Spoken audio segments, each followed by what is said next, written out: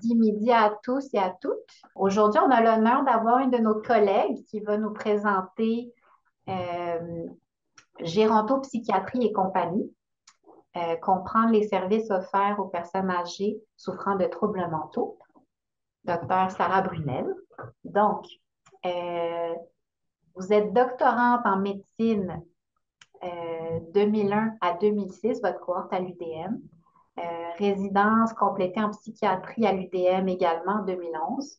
Un fellowship complété en gérontopsychiatrie à University of California à San Diego en 2011 à 2012. Vous êtes également gérontopsychiatre au CIUS du nord de l'île de Montréal depuis 2012. Votre pratique est variée avec expérience d'hôpital de jour, hospitalisation et clinique externe. Également professeur adjoint de clinique au département de psychiatrie à la faculté de médecine de l'UDM, co-responsable du programme de résidence en psychiatrie au CIUS du nord de l'île de Montréal depuis 2020 jusqu'au 31 décembre 2024. Ça achève. Vous êtes également chef de service de gérontopsychiatrie actuellement. Donc, encore une fois, merci beaucoup. On a très hâte de vous entendre. Merci beaucoup. Merci de cette introduction. Et docteur Abdessetar, n'hésitez pas à me texter si vous voyez que je dépasse un peu pour qu'on se laisse du temps, là, puisque en mode diaporama, je vois pas mon cadran passer. J'ai essayé d'aller assez rondement pour qu'on ait du temps là, pour les questions, surtout quand on m'a demandé de rajouter une petite section. Donc, initialement, ça se voulait une présentation qui avait vraiment pour but là, de démêler un peu c'est quoi que ça fait la gérontopsychiatrie, c'est quoi que ça fait, c'est quoi que ça devrait faire, qu'est-ce qui appartient au réseau plus des SAPA, qu'est-ce qui appartient à la gérontopsychiatrie, qu'est-ce qui appartient à la psy adulte.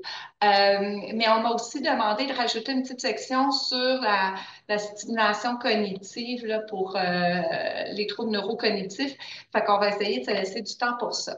Conflit d'intérêt par rapport à cette présentation-là, j'en ai pas dans le sens où j'ai participé à quelques conférences et comités consultatifs pour des compagnies pharmaceutiques, mais on ne parlera absolument pas de pilules aujourd'hui.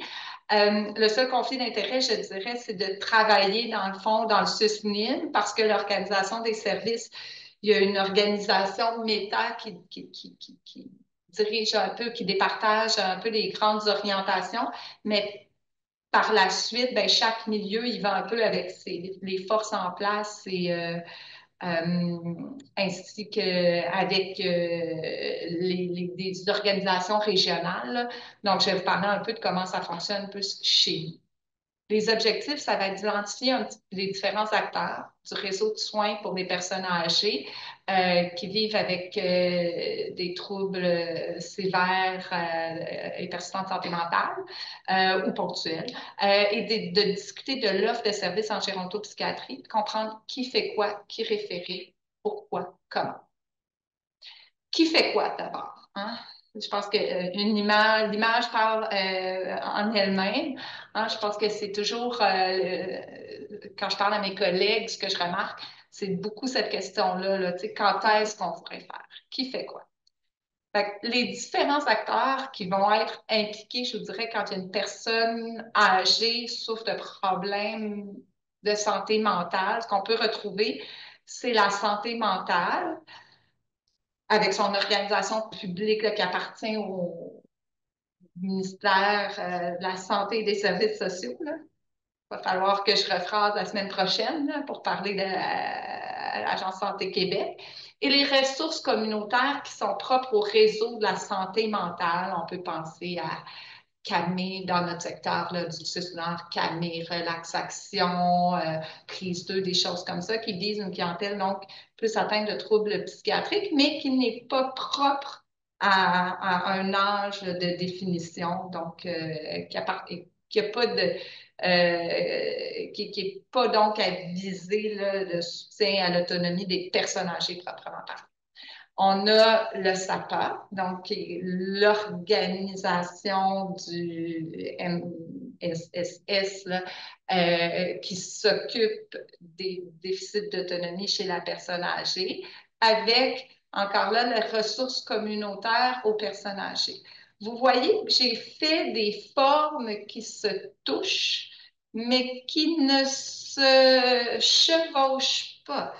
Ce qui représente pas mal ce qu'on voit dans le système, hein, c'est-à-dire qu'on a différentes entités qui vont traiter souvent les mêmes, qui vont traiter ou offrir des services aux mêmes personnes, mais qui ne sont pas si bien intégrées. Fait initialement, j'ai toujours voulu faire cette présentation-là en vrai, puis ça n'a jamais donné que j'ai fait en vrai, puis je suis toujours un petit peu trop paresseuse pour me pencher vraiment sur les aides technologiques pour faire des sondages live, mais à brûle pour point comme ça, puis je peux regarder dans le chat, est-ce qu'il y en a qui veulent se lancer un petit peu sur ça veut dire quoi le SAPA d'après vous? Hein, parce qu'on parle ça pas, là, mais est-ce que c'est service adapté à la personne âgée, soutien à l'autonomie des personnes âgées, service d'aide aux personnes âgées, ou je sais pas ce que ça veut dire, puis encore moins qu'est-ce que ça fait. Je vois que quelqu'un. Ouais, les gens sont pas pires, hein, quand même, on a des B, puis c'est effectivement ça. C'est soutien à l'autonomie des personnes âgées. Donc, on soutient l'autonomie. Ça dit, on ne va pas offrir plus que ça, puis c'est déjà beaucoup, là, mais c'est qu'on va pallier, dans le fond, au déficit d'autonomie des personnes âgées. Le SAPA, hein, qu'est-ce que ça comprend? Parce que c'est une grande direction là, dans un CIUS ou un CIS. Ben, si je vous donne l'exemple du CIUS-NIM, qu'est-ce qu'on retrouve sous le SAPA?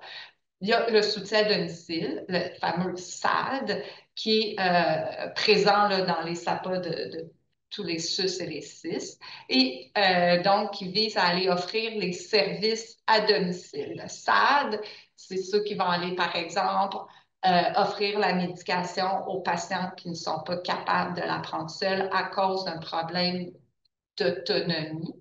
Hein? Et si on regarde d'autonomie aux personnes âgées, hein? Fait qu'il faut que ça soit une perte d'autonomie liée à l'âge, pas à d'autres conditions. Ils peuvent aller prendre des signes vitaux, ils peuvent aller laver, etc., mais toujours dans une optique que la personne n'est pas capable de faire ça parce qu'il y a une condition liée à l'âge qui l'en empêche. On a des services ambulatoires, on peut penser aux centres de jour, aux hôpitaux de jour, donc le centre de jour qui a une vision plus occupationnelle, hôpital de jour, une vision plus d'évaluation, à la limite un peu de réadaptation fonctionnelle, par exemple physiothérapie, ergothérapie, etc., toujours pour des patients qui ont des problématiques liées à l'âge. Les services ambulatoires de réadaptation pour la clientèle adulte. Donc, ça, c'est pas nécessaire, comme ça a été placé là, sous le SAPA dans notre SUS, mais on peut avoir des gens qui sont pas nécessairement très âgés, mais qui ont, par exemple, un accident d'auto avec des fractures qui ont besoin de réadaptation. On a des cliniques de la mémoire. Dans notre SUS, on en a une de première ligne et une autre de deuxième ligne avec des gériatres spécialisés pour l'évaluation de troubles cognitifs plus atypiques ou plus complexes. On a dans notre SUS des équipes SCPD. Il doit en avoir dans tous les SUS et les SIS à peu près parce que ça a été une demande ministérielle il y a quelques années de mettre ça en place. Et dans notre SUS, on a aussi une équipe de psychogériatrie. Ça, c'est pas partout qu'il y a eu ça que ça. C'est des équipes, dans le fond, de deuxième ligne au niveau du SAPA. Donc, ils vont venir en aide au soutien à domicile pour une clientèle complexe au niveau psychosocial. Donc, l'équipe de psychogériatrie n'a pas de médecin attitré. On travaille avec eux du mieux qu'on peut pour essayer de les aider. Ils ont des travailleurs sociaux, infirmières, neuropsychologues. Et eux, dans le fond, vont faire des épisodes de soins quand, par exemple, on a une personne âgée qui est en perte d'autonomie, qui a besoin de soutien à domicile, mais qui a des difficultés de collaboration par exemple, méfiance, laisse pas entrer les intervenants, etc., vont aller évaluer, par exemple, l'attitude de la personne, vont aller essayer de mettre en place des interventions pour faciliter l'offre de soins du soutien à domicile. Les services post-hospitalisation, de réadaptation fonctionnelle intensive, d'évaluation gériatrique, les lits de soins post-aigus tombent sous le SAPA. L'unité de soins palliatifs tombe aussi sous le SAPA. Et là, malheureusement, on a des gens qui ne sont pas nécessairement si âgés que ça.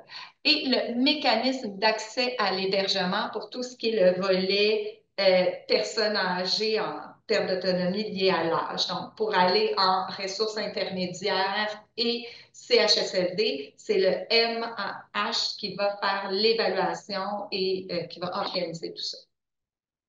SAPA, mythe et réalité. Est-ce que le SAPA peut offrir la médication quotidienne à domicile? Oui, mais, hein, comme je vous disais, ça va être simplement dans le contexte d'une perte d'autonomie liée à l'âge. Pas pour un patient qui a, par exemple, une schizophrénie, un patient de 70 ans, schizophrénie, pas d'autocritique, ne veut pas prendre sa médication, aucune perte cognitive, le SAPA, le soutien à domicile, n'ira pas. Il faut vraiment qu'on écrive dans la prescription que c'est à cause, par exemple, d'un trouble neurocognitif, qui fait que la personne oublie à cause d'un déficit visuel, la personne ne peut pas reconnaître ses médicaments, etc. Le soutien à domicile va travailler à développer l'autocritique et la motivation du patient dans son plan de soins. C'est faux. Hein? Ce n'est pas leur objectif. Leur objectif, c'est vraiment d'aller pallier. La personne a un problème, on va aller faire la chose à sa place, mais on ne va pas travailler l'autonomie, on ne va pas travailler l'autocritique, on ne travaille pas la motivation. Par exemple, j'avais une patiente avec un trouble neurocognitif vasculaire de stade plutôt léger et une schizophrénie qui n'arrivait plus à se faire à manger. Puis quand on a visité à domicile, on s'est rendu compte qu'elle accumulait les repas de la papa trop lente parce qu'elle disait ils arrivent froids. Puis je sais pas comment utiliser mon. Puis ça va pas dans le four parce que c'est des affaires en plastique. Fait qu'on disait, ben, ça prend un micro-ondes. Elle avait une travailleuse sociale au domicile. On a demandé si la travailleuse sociale pouvait aider la patiente. Elle a accepté d'aller acheter un micro-ondes avec la patiente, mais malheureusement, la patiente, 2 fois, lui a dit oh, aujourd'hui, c'est pas une bonne journée, je me sens un petit peu fatiguée. Puis elle a fermé. Elle a dit ben, je n'irai pas, la patiente n'est pas motivée. Alors que dans le fond, un travailleur social ou quelqu'un d'une équipe de santé mentale aurait dit ben, tu sais, viens, on se lève, c'est important, je vais y aller avec toi, qu'est-ce qui fait que ça ne te tente pas, comment on peut faire ça, y a-t-il un meilleur horaire qui te conviendrait, etc. Un autre mythe ou réalité. Est-ce que les intervenants sont réguliers au fait des dossiers pour les patients auxquels ils vont fournir des services? Ben, c'est tout à fait un mythe. Hein, le soutien à domicile fait beaucoup affaire avec du personnel d'agence jusqu'à, peut-être ça va changer, et ce personnel-là n'a pas accès au dossier. Donc, eux, ce qu'ils savent, c'est qu'ils ont tel soin à offrir à telle personne, à telle adresse, à telle heure. C'est tout. Ils ne savent pas du tout sa condition. Ils ne savent pas si la personne a un trouble neurocognitif, un problème visuel, si elle n'est pas capable de savoir parce elle est trop faible ou parce qu'elle est apraxique. Et donc, ça peut donner lieu à, ben, c'est normal que cette personne-là soit confuse parce que si je m'en vais chez elle lui donner un soin, ça doit être parce qu'elle est toujours confuse, alors que dans le fond, on va donner le soin pour quelque chose d'autre. La personne ou c'est pas l'état de base de la personne est en délirium, puis personne ne réagit. Euh, autre exemple, j'ai une patiente qui avait un trouble cognitif et une schizophrénie qui était sous clozapine, qui avait été mise sous clozapine lors d'une hospitalisation. lors d'un rendez-vous, j'apprends qu'elle a passé 3 jours sans prendre sa clozapine. Elle l'a repris, elle l'aurait arrêté, elle l'a repris. Je dis à la fille, ben là, ça se peut pas, faut le dire dans ce temps-là. Elle dit, ben moi, je l'ai dit à l'infirmière qui venait porter des médicaments, qu'elle les refusait. Je me suis dit, j'ai fait ma job, je l'ai dit à quelqu'un, puis cette infirmière-là ne me l'a jamais dit. Euh, Et dans les ressources intermédiaires, est-ce qu'un médecin généraliste attitré puis du personnel infirmier en tout temps? Malheureusement, non. Donc, il faut comprendre que les ressources intermédiaires ne sont pas des CHSLD. Donc, il n'y a pas de médecin attitré dans la plupart des ressources intermédiaires. Et il n'y a pas d'infirmière présente sur place non plus. Donc, ça, si vous avez des patients qui vivent en ressources intermédiaires, c'est important de savoir parce que ça influence beaucoup l'utilisation des PRN, par exemple.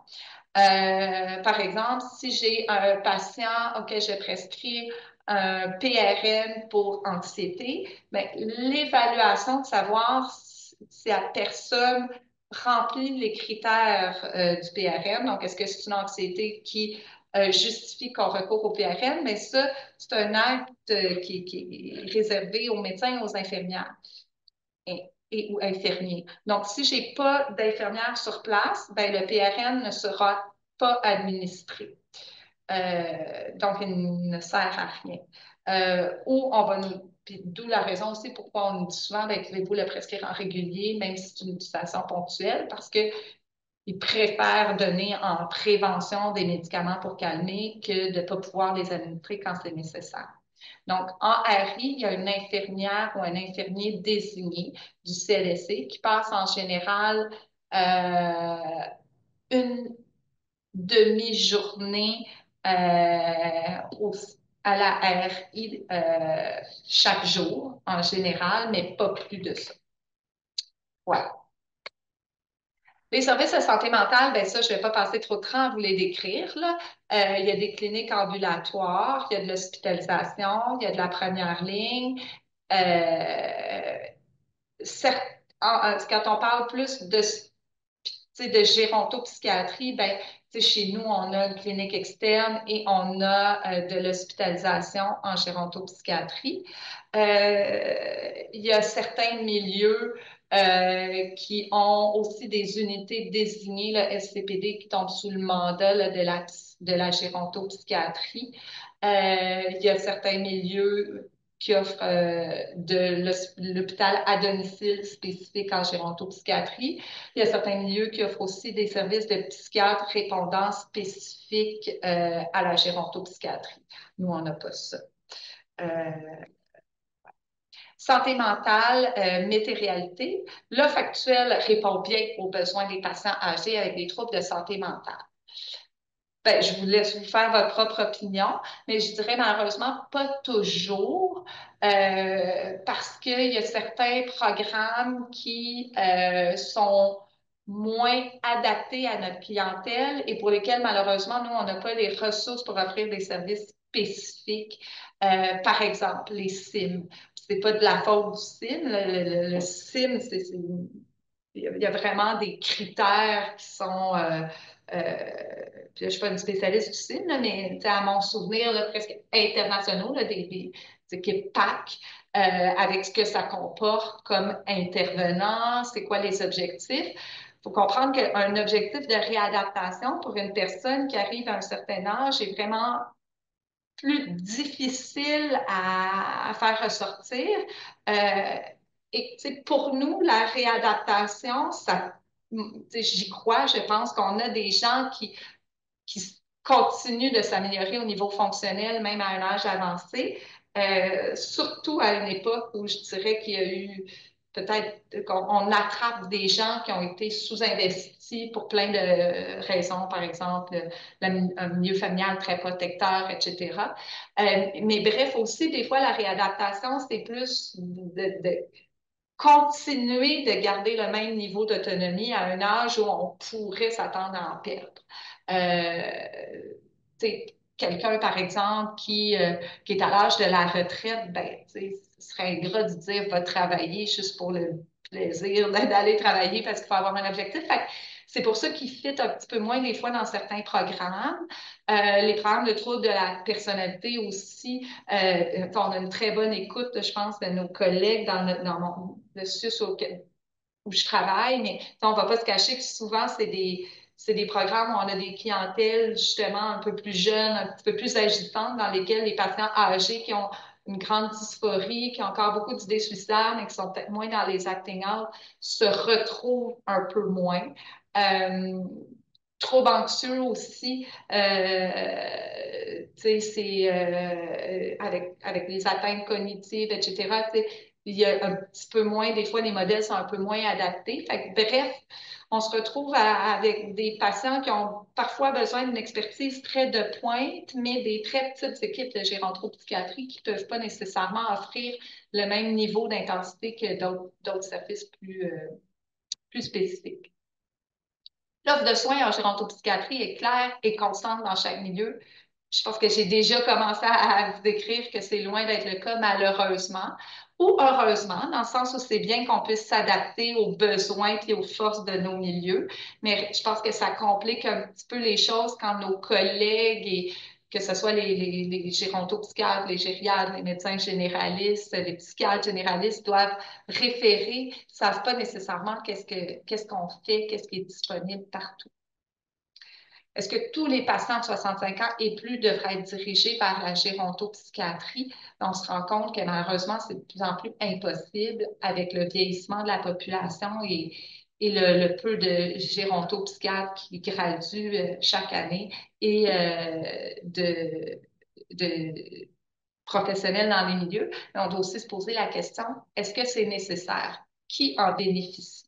Est-ce qu'un patient de 67 ans en excellente santé, qui s'est entraîné toute sa vie, qui n'a aucun autre médicament, puis qui fait un premier épisode de dépression dans sa vie, doit être suivi par nous? Ça peut être très, très pertinent d'un point de vue académique, hein, pour suivre cette personne-là au long cours et voir pourquoi tout d'un coup une dépression. Malheureusement, est-ce qu'en ce moment, en ce moment, est-ce que c'est avec ces personnes-là qu'on doit mettre nos énergies? Et est-ce qu'ils bénéficient nécessairement de notre spécialité? On peut se poser la question. Et à l'inverse, est-ce qu'avant 65 ans, on se dit que c'est pas pertinent de voir un gérontopsychiatre?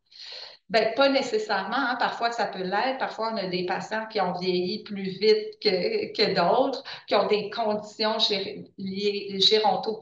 gériatriques bien avant d'atteindre 65 ans, où on se pose la question justement, est-ce que c'est psychiatrique ou est-ce que c'est un trouble cognitif, etc. Donc, il peut être pertinent de nous référer avant 65.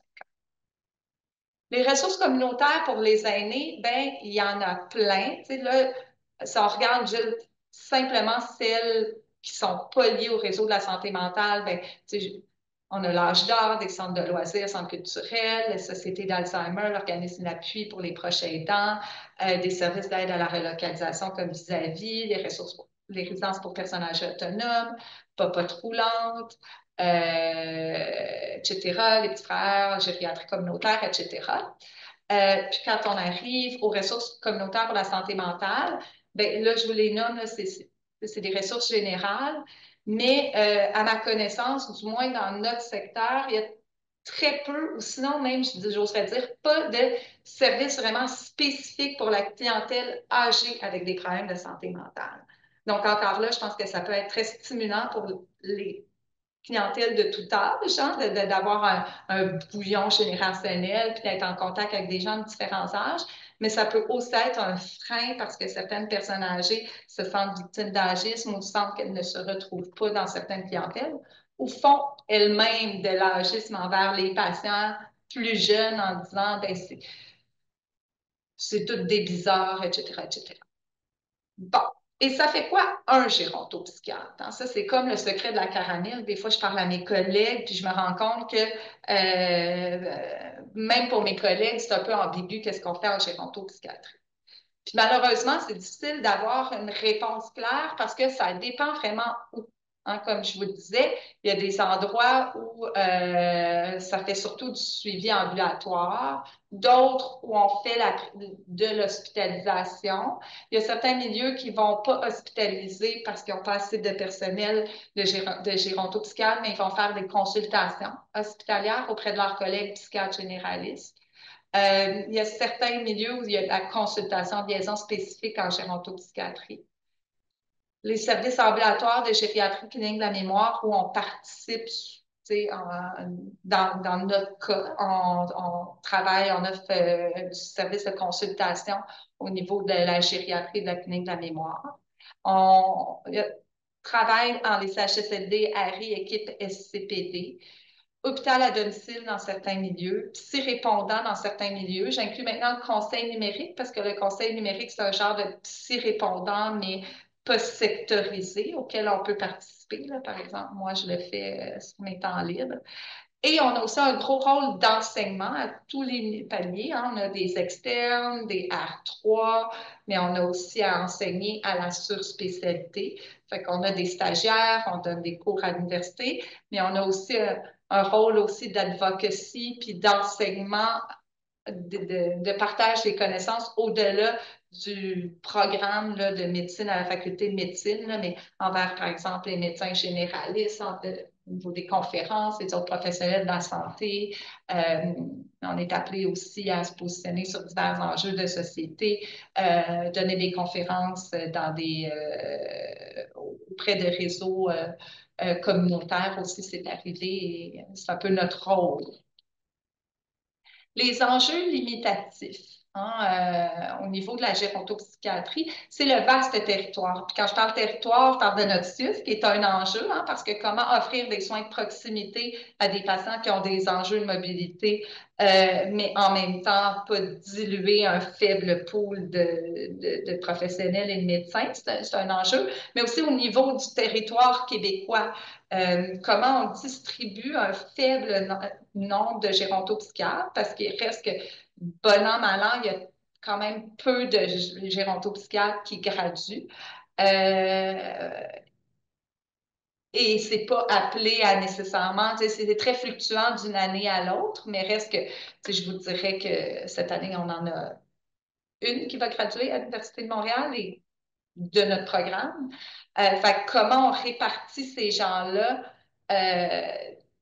dans le territoire? Est-ce que c'est réaliste de penser qu'il va y avoir des gérontopsychiatres partout? Non. Comment on s'organise sinon pour offrir un petit peu d'un service de qualité à plusieurs niveaux? Milieu académique versus communautaire aussi. Hein? En milieu académique, les gérontopsychiatres doivent faire autre chose que donner des services, doivent aussi enseigner. On a un vieillissement de la population qui va se poursuivre sur encore plusieurs années. Et une clientèle silencieuse qui ne fait pas valoir ses droits parce qu'elle n'est pas outillée à cause d'atteinte de son autonomie, mais aussi parce que elle est victime et aussi d'agisme, mais il y a aussi un agisme intégré, je dirais, qui fait que les patients de la gérontopsychiatrie, je pense qu'ils sont doublement stigmatisés et ont doublement intégré le fait qu'ils ont droit ou qu'ils ont accès à moins, ils sont doublement sous-équipés pour aller rechercher des services avec des patients qui ont des atteintes fonctionnelles liées à leur trouble de santé mentale, mais aussi des atteintes fonctionnelles liées à une perte d'autonomie liée à l'âge. Donc, ce pas les gens qui vont revendiquer le plus d'avoir droit à des services. Piste de solution, c'est parler, préciser nos besoins, les besoins de nos patients d'abord et avant tout, mais aussi nos besoins au sein de nos propres départements pour voir comment on peut offrir les services les plus adaptés à nos patients en utilisant les expertises et les forces de chacun. Est-ce qu'on pourrait aussi étendre un petit peu plus le rôle du psy-répondant, avoir des psy-répondants un petit peu plus spécialisés? Et peut-être aussi, ce serait utile peut-être d'avoir le conseil numérique intra-spécialisé, spécialité pardon. Parce que je ne sais pas si tout le monde, il y en a parlé un peu plus tôt, là, mais je ne sais pas si tout le monde sait ce que c'est le conseil numérique, mais dans le fond, c'est quand les médecins généralistes font une demande là, via une plateforme en ligne. Donc, ils t'envoient une bouée à la mer, là, si je peux dire. Ils vont dire, bon, j'ai besoin de l'avis de telle spécialité. Ça peut être la cardio, la psychiatrie, la gérontopsychiatrie. Et là, ils vont décrire un cas, peuvent même annexer des documents pour consultation.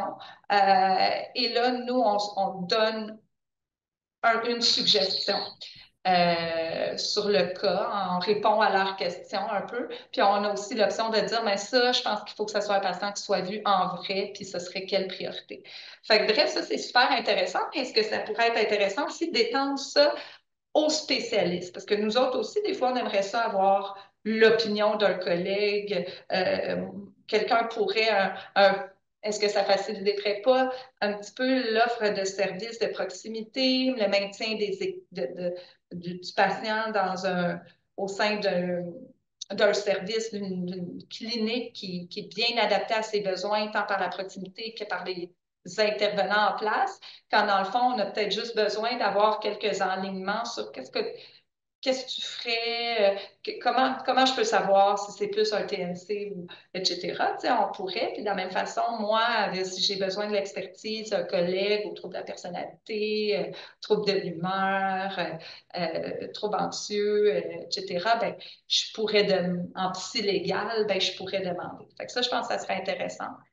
Est-ce qu'on devrait aussi avoir des zones RUIS de télémédecine pour la gérontopsychiatrie ou même d'outreach en personne? Moi, quand j'ai fait mon R1, j'ai fait à Ottawa, je me souviens, en partant en auto, on faisait des fois 3 heures de route dans la journée, puis on allait clencher là, plein de discussions de cas, puis même des suivis en personne avec une infirmière de gérontopsychiatrie désignée d'un secteur là, à 3 heures de route d'Ottawa. Fait les psychiatres se dispatchaient un grand périmètre autour d'Ottawa, puis ça nous permettait quand même d'aller offrir des services à beaucoup d'endroits. Fait que je pense que ça pourrait être intéressant dans un grand territoire comme le nôtre. Peut-être aussi si nos petits ronds du début là, de la présentation se touchaient un petit peu plus aussi, on éviterait peut-être de dédoubler les services, avoir dans deux TS, deux ci, deux ça, mais de travailler un petit peu plus avec les objectifs du patient. Puis ça remet un petit peu aussi aux meilleures pratiques et aux lignes directrices. Et à ce sujet, bien, je vous ramène aux lignes directrices relatives à la planification et à la planification, ouais, à la planification et prestation des services de santé mentale pour les aînés canadiens. Donc, ça, c'est un document qui a été publié en même il y a quelques années. Je ne vous le mettrai pas tout, inquiétez-vous pas, mais qui faisait dans le fond 10 recommandations sur qu'est-ce que ça devrait faire, qu'est-ce qu'on devrait donner comme service spécifique là, aux aînés.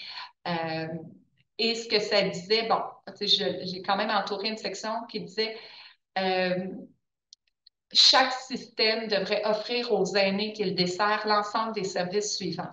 Soutien communautaire, services de soins primaires, ainsi que des services de soins généraux et spécialisés de santé mentale, y compris des équipes mobiles de gérontopsychiatrie œuvrant dans la communauté, les établissements de soins longue durée et les services spécialisés de psychiatrie gériatrique pour personnes hospitalisées. Plus important encore, des mécanismes clairs devraient être mis en place afin de faciliter la collaboration entre ces services et leur accès de manière à offrir un système complet, efficace et intégré, qui soit plus réceptif aux besoins des aînés et qui mise sur le rétablissement, le bien-être, la liberté de choix. Donc, ce que je veux qu'on se souvienne de ça, c'est qu'on parle de rétablissement hein, en gérontopsychiatrie, pas juste de soutien à l'autonomie. Hein, et on parle d'équipes mobiles. Donc, je pense que c'est important de doter les gens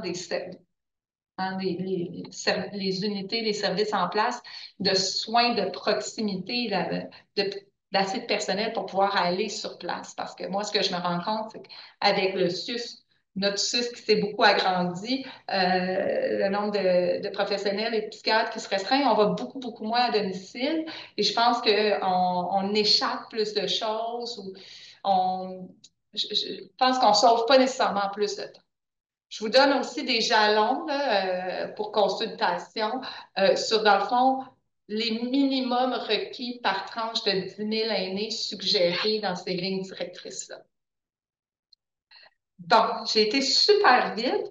Je veux qu'on se donne quelques minutes pour parler de stimulation cognitive parce que c'est un autre mandat qui m'était donné. Puis ensuite, on pourra passer aux questions sur ces deux thèmes-là. Donc, on m'a demandé de parler de stimulation cognitive, de remédiation cognitive. Euh, bon, fait il faut comprendre, j'ai essayé d'aller lire la littérature sur ça. Il y a différents types d'interventions puis différentes populations visées. Donc, dans les interventions, on peut parler de stimulation cognitive ou d'entraînement cognitif, qui ne sont pas la même chose.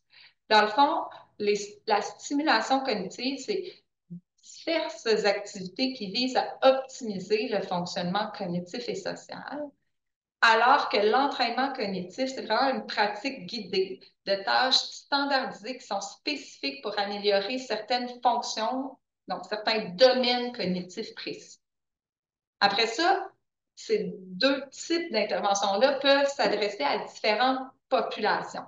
On peut parler des personnes âgées en santé, les personnes qui ont des troubles neurocognitifs légers et des personnes qui ont des troubles neurocognitifs avérés, là, majeurs.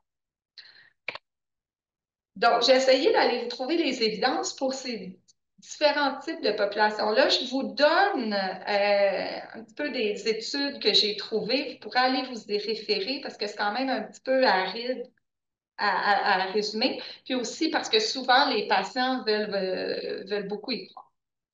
Donc, la stimulation cognitive, donc juste dans le fond des activités diverses très peu standardisées versus le usual care ou aucune intervention chez les personnes âgées en santé dans le but de diminuer le risque de déclin cognitif ou de TNC. Ça, il n'y a pas une méta-analyse, en tout cas au moment où j'ai fait ma révision de la littérature. Donc, on a un très faible degré de certitude. Mais quand ils ont regardé dans une de ces études-là, quand on a regardé les différentes études, ben, donc la moitié de celles-là démontraient un effet positif. Donc, on possiblement que juste être actif au niveau cognitif, c'est mieux que rien faire pantoute, mais c'est même pas si sûr que ça. L'entraînement cognitif, donc vraiment des activités cognitives standardisées là, de stimulation, versus le usual care ou aucune intervention chez les personnes âgées en santé, toujours dans le but de réduire le risque de déclin cognitif ou d'évolution vers un TNC. Mais ça, on a une méta-analyse, mais qui a quand même un faible degré de certitude. Et ce qu'on voit, c'est que ça semble être positif, mais il faut au moins en faire 3 fois par semaine ou au moins pendant plus que 8 semaines pour qu'on voit vraiment une taille d'effet significative. Si on regarde maintenant les patients qui ont un TMCL ou Mild Cognitive Impairment, puis qu'on regarde la stimulation cognitive versus le usual care ou rien pantoute dans le but de diminuer le risque de progression vers un TNCM, fait que des gens qui ont des atteintes cognitives légères, bien ça, on n'a pas d'évidence à peu près. Quand on regarde cette population-là, mais avec l'entraînement cognitif à la place de la stimulation cognitive, ben, on a vraiment des suspicions de biais de publication dans les études qui ont été publiées. Il y a encore un faible degré de certitude. Ça a un petit effet significatif au niveau du fonctionnement, mais pas vraiment sur la qualité de vie.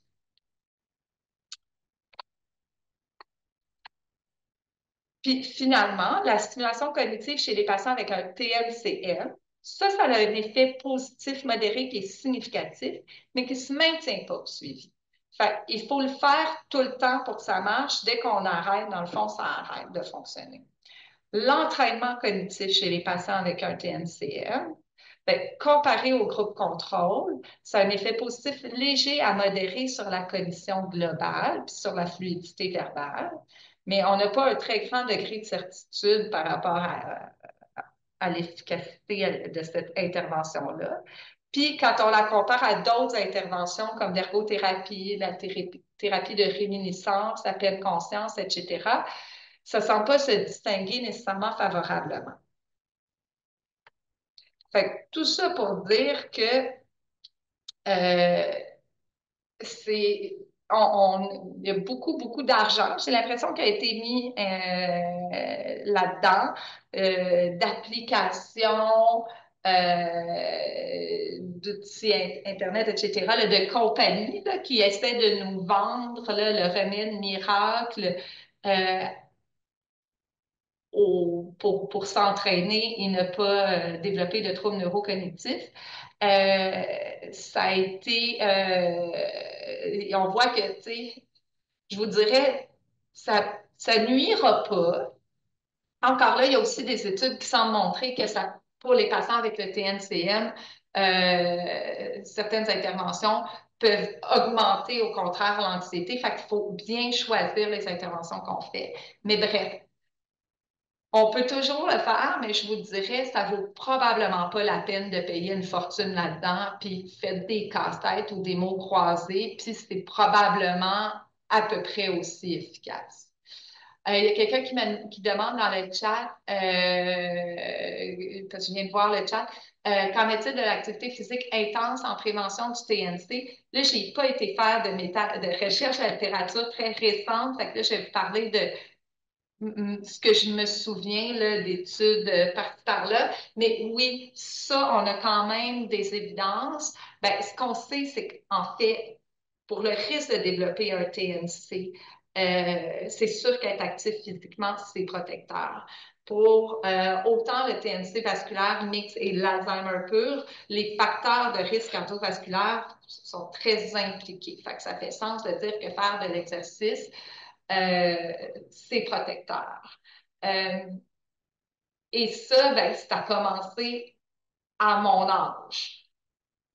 Pas nécessairement à 70 ans si on veut diminuer le risque de développer un TNC. Quoique, ça m'amène à mon autre point. Même chez les patients qui ont un TNCL ou un TNCM, on voit qu'il y a des bénéfices de l'exercice physique pour certains domaines cognitifs et aussi même pour certains SCPD. Fait au niveau du sommeil, de l'anxiété, des symptômes dépressifs, même de certains comportements perturbateurs, l'exercice physique peut être utile, mais peut aussi améliorer certaines fonctions cognitives. Et ça n'a pas besoin d'être intense. Un exercice physique modéré peut être utile. Même les exercices plus au niveau force musculaire, là, pas nécessairement aérobique, peuvent être utiles, mais à mon souvenir, la combinaison des deux est préférable. Voilà.